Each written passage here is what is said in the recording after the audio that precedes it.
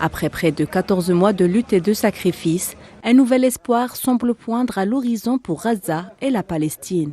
Alors que le Liban entre dans une trêve de 60 jours, les habitants de Gaza contraints de vivre sous les bombes en comptant les martyrs et les blessés. Ils s'accrochent à l'idée qu'un tel cessez-le-feu qui marquera la défaite du bourreau sioniste pourrait se concrétiser.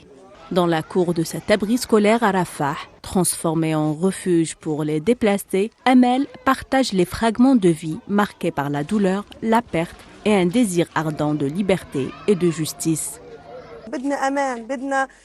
Nous avons besoin de sécurité, de calme et de stabilité. Nous sommes fatigués, vraiment fatigués. Nous nous endormons avec l'espoir de nous réveiller le lendemain avec une trêve, espérant que Dieu résoudra le problème.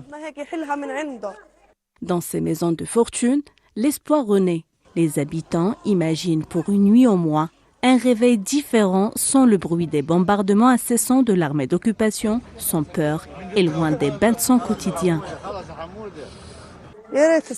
J'espère qu'un cessez-le-feu aura lieu comme au Liban. Je veux juste emmener mes enfants voir ma terre, ma maison, voir ce qu'ils nous ont fait. Je veux vivre en sécurité si Dieu le veut. Nous aurons une trêve. J'espère que nous aurons un cessez-le-feu pour pouvoir vivre dans la stabilité comme avant.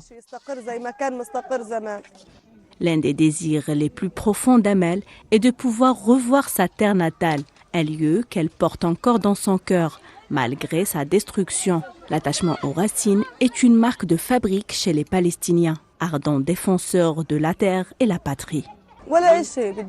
Je veux rien, je ne veux pas de four, de vêtements, je veux juste retourner dans mon quartier, même si je mets une tente pour y vivre. Mais l'important, c'est de vivre en sécurité. Le plus important, c'est le confort et la sécurité. Les Palestiniens de Rafah, comme tant d'autres dans cette enclave déjà meurtrie, continuent de vivre des nuits suspendues entre l'espoir et l'incertitude.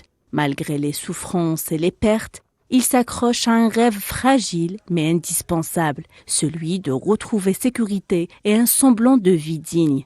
Après plus d'une année de résilience sans pareil, ce désir de victoire face à la barbarie de l'ennemi demeure leur force motrice pour avancer au milieu de l'incertitude.